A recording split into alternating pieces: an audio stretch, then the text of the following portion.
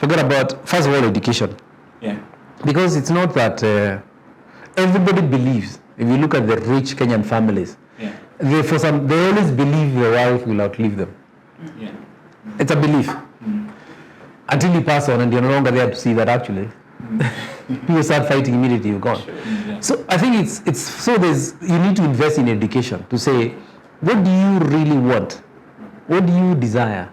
And that desire, you have to start building on it pretty early. Okay. You don't build on it when you're in your deathbed, and you don't build on it because you've written a will.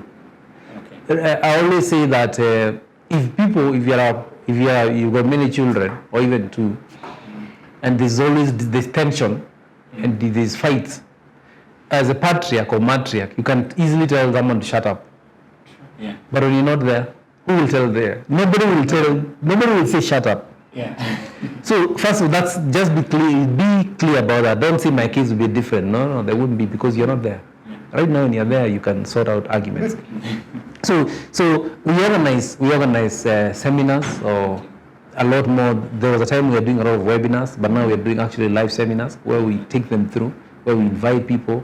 And it's not just focusing on the old, even the younger people. You don't want to start with the people in their 70s. Maybe those are stuck in their ways. Yeah. You're starting pretty young people in their 30s.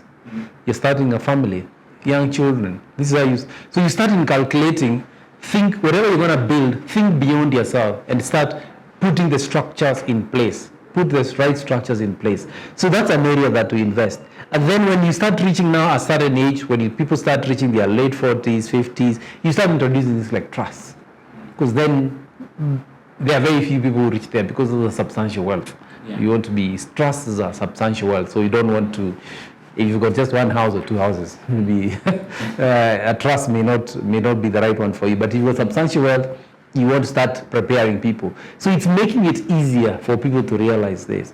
In my own experience when I was in Singapore, I remember attending a talk by this manager who was talking to us about, he was giving us skills to be able to translate to the Singaporeans. And he said that in his analysis, what he is seeing is most of the Singaporeans were living up to 75. So retirement age was 63. I think they've increased to 65. So people would have enough money to live 10 to 15 years after retirement. Yeah. So most people will have money up to 65 to 75, 80. And then we're all going to 90. So 10 years, you have no money. And so he was helping people reprioritize and to change their savings. And he was hitting them in their 50s. Because he was saying, I can't help you when you're already 80. Yeah. It's too late. Again, it's like insurance. Yeah. So I need to start coming to talk to you and tell you, by the way you are 50, the profile of the general population in Singapore, people are not dying at 75, 80, they're dying at 90. The money you're putting aside will only last you 10 years or 15 years of savings. We need to restructure everything. We need to do that in Kenya as well. I think in Kenya there's this myth, because actually it's a myth, that my children will take care of me. Yeah, it's a very big myth. It's a myth. So how do we help, not only, especially our generation and the people younger, that no. My children will take care of me. So how do I factor that in? And also how do we help Kenyans realize, actually, people are living a lot longer. Yeah. People are living a lot longer. So don't just say, I retire at 60, I'll be dead at 65. You'll be around at 90. Yeah. So you probably spend 30 years of your life.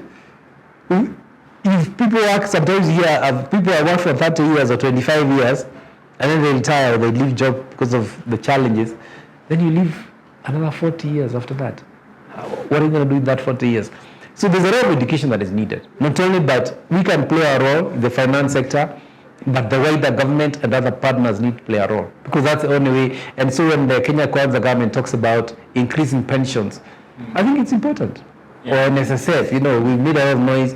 It's important. That is a government that is really seeing ahead. You've got to think ahead and think about people. What is this? We can argue during these hard economic times. There's never a perfect moment.